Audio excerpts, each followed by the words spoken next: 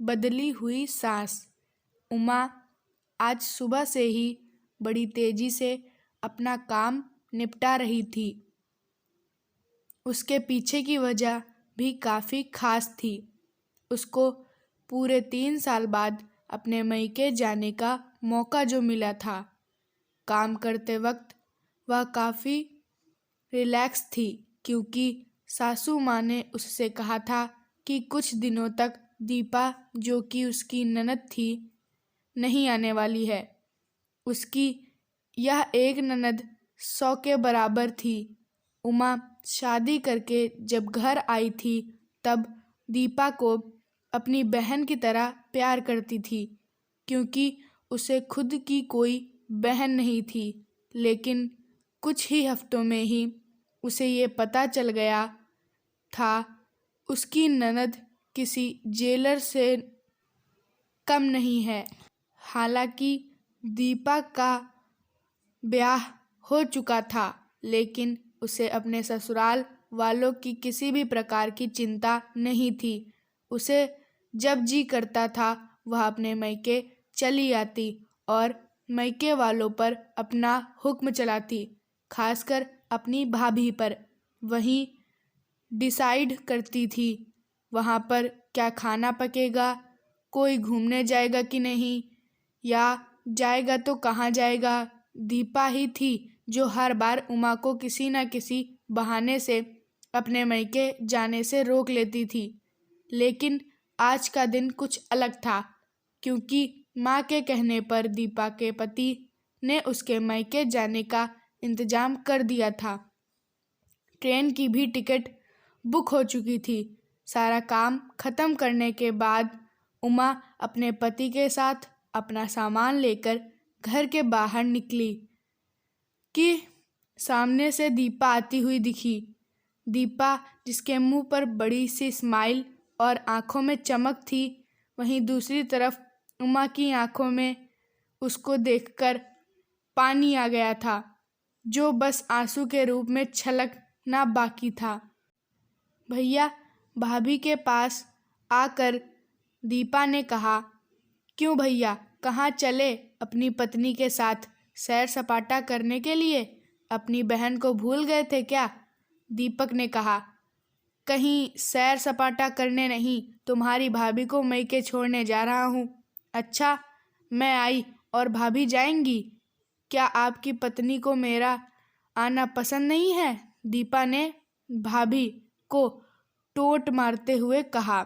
मन में उदासी और आंखों में नमी लिए उमा पलटकर घर के अंदर जाने लगी, क्योंकि उसने मान लिया था कि इस बार भी दीपा की वजह से उसके मायके जाना कैंसल हो जाएगा।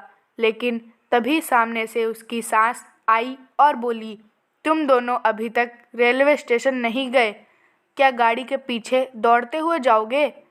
दीपा बीच में टपकते हुए बोली, यह क्या कह रही हो माँ तुम? मैं आई हूँ और आप भाभी को मायके भेज रही हो। क्या अब आपको मैं इतनी खटकने लगी हूँ? माँ ने दीपा को डांटते हुए कहा, तेरा क्या है? तेरे लिए मायका थोड़ा ही है। यह तो तेरे लिए एक प्रवास स्थल है, जहाँ तू जब चाहे आ जाती है।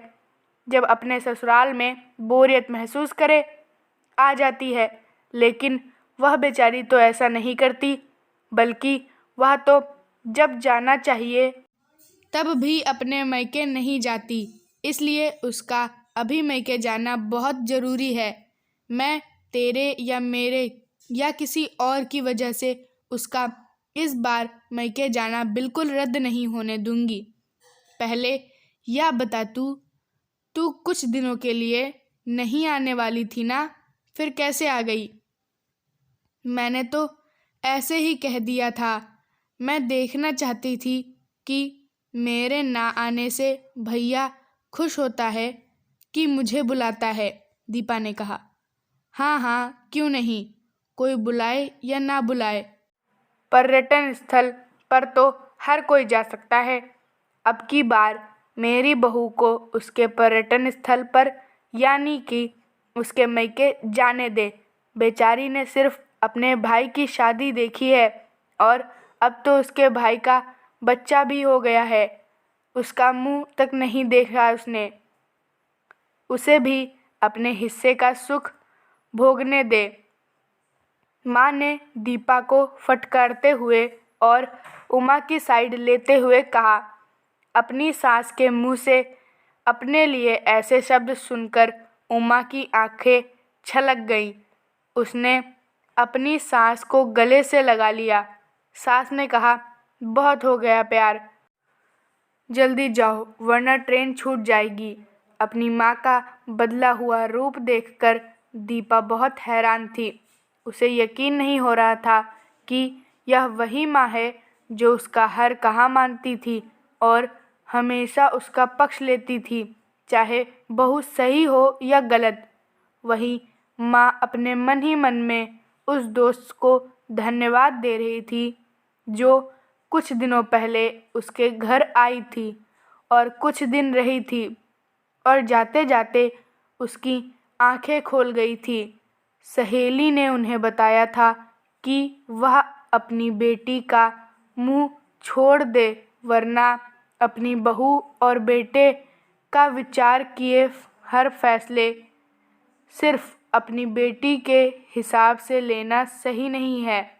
रेलवे स्टेशन पर ट्रेन के डिब्बे में बैठी उमा के चेहरे पर एक बहुत प्यारी मुस्कान थी, जिसे देखकर दीपक को महसूस हुआ कि यह वह प्यारी मुस्कान है जिसे उसने 3 साल पहले देखी थी।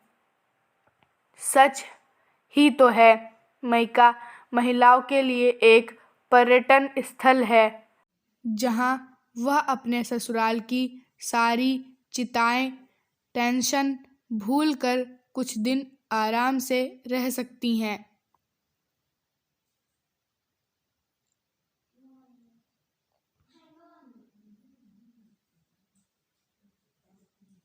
धन्यवाद दोस्तों।